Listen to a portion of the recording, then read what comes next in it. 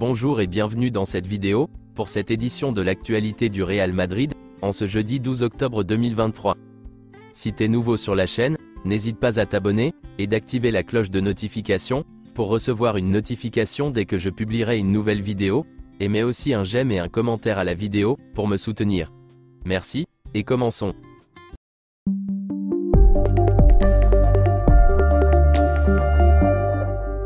Voici quelques photos des joueurs du Real Madrid, avec leurs équipes nationales.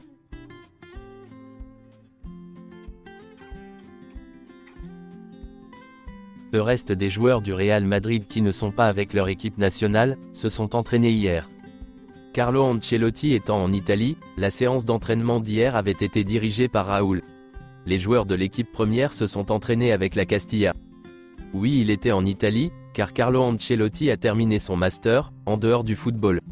Il a obtenu une licence en sciences et techniques des activités motrices préventives et adaptées, à l'université de Parme. Voici sa déclaration. Je suis en train d'obtenir ce diplôme, et certains diront que je n'ai passé que peu d'examens. En réalité, j'en ai fait beaucoup, et je continue à en faire tous les 3 jours. Quand on m'appelle docteur, j'aime ça, je dirais à mes joueurs de m'appeler docteur, déclare-t-il en riant. David Alaba devrait être en forme, pour jouer contre Séville. Selon les informations de Marca, Arda Güler devrait être prêt à faire ses débuts avec le Real Madrid, après la trêve internationale. L'entraîneur et tous les joueurs du Real Madrid, ont reçu chacun une nouvelle voiture BMW. BMW est un partenaire du Real Madrid, et c'est la raison pour laquelle les membres reçoivent chacun une nouvelle voiture BMW, chaque année.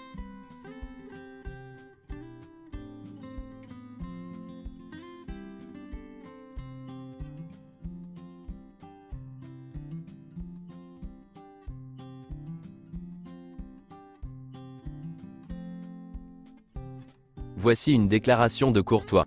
La récupération se passe très bien. Je n'utilise plus de béquilles. Maintenant je marche et je travaille, j'espère être de retour le plus tôt possible. Joselu restera le premier tireur de pénalty du Real Madrid. Modric et Rodrigo viennent après lui.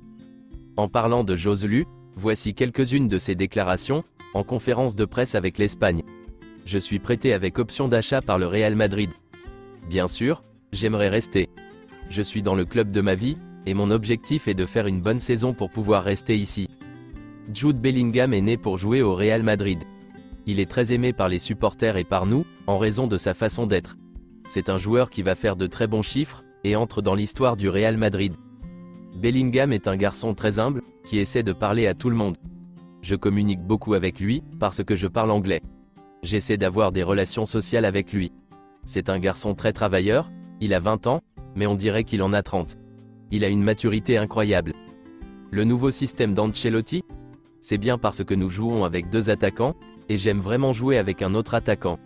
Je pense que j'apporte quelque chose de différent à l'équipe. J'essaie de profiter au maximum des occasions qui se présentent. Pourquoi j'ai choisi le numéro 14 et non le numéro 9 en été? Je l'ai dit dans la présentation.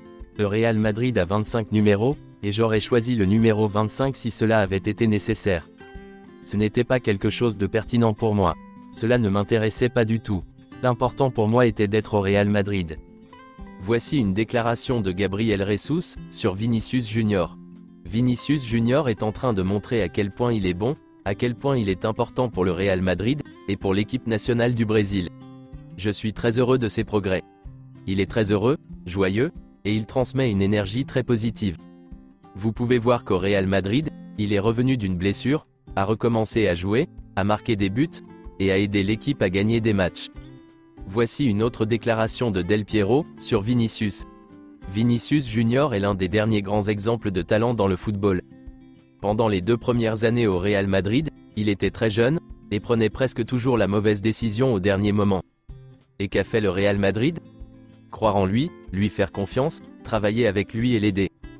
Carlo Ancelotti a beaucoup travaillé avec lui, Vinicius a fait sa part avec humilité, et regardez-le aujourd'hui, regardez où il en est.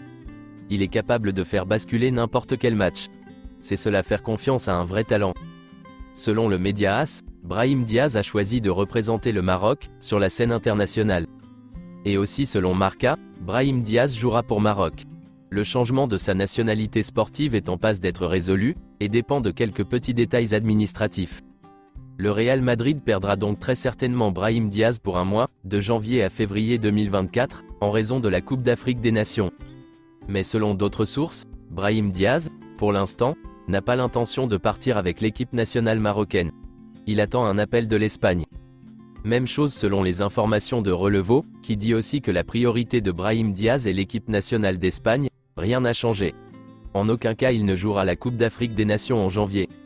C'est officiel, Eden Hazard a pris sa retraite du football. Voici quelques messages de ses anciens coéquipiers du Real Madrid.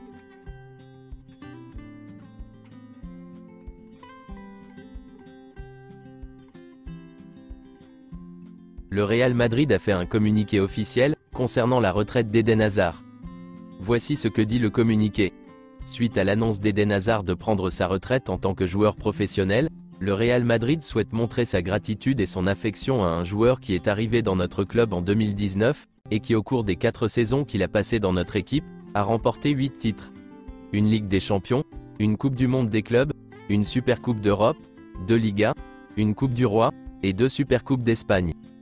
Le Real Madrid souhaite à Eden Hazard et à sa famille, le meilleur pour cette nouvelle étape de sa vie.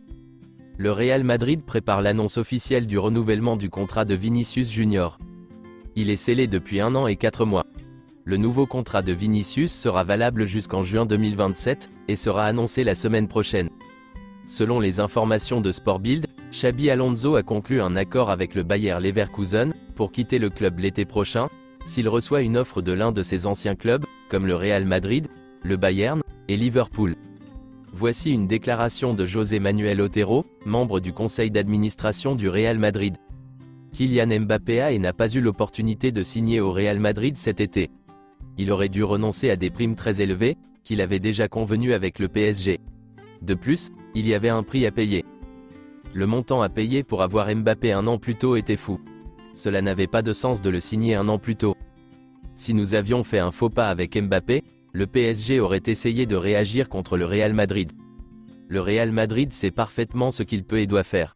Si Mbappé vient, j'espère en 2024, il viendra de manière légale, sans que personne ne puisse nous accuser d'avoir conclu un pacte. Ce qu'ils ont pris pour acquis l'année dernière, à savoir qu'Al-Khelaifi a dit qu'il avait un accord avec le Real Madrid, ce n'est pas vrai. La relation entre Kylian Mbappé et Florentino Pérez n'a jamais été mauvaise. Florentino ne l'a pas mal pris, il comprenait le joueur. Il y a eu plus de fans qui ont été déçus. Le Real Madrid a toujours laissé les portes ouvertes. Zinedine Zidane est arrivé à 29 ans. Kylian Mbappé va arriver à 25 ans. C'est tout pour cette édition de l'actualité du Real Madrid, et merci de nous avoir suivis. Abonne-toi si t'as aimé la vidéo, mets un j'aime, et à la prochaine pour plus d'infos sur le Real Madrid.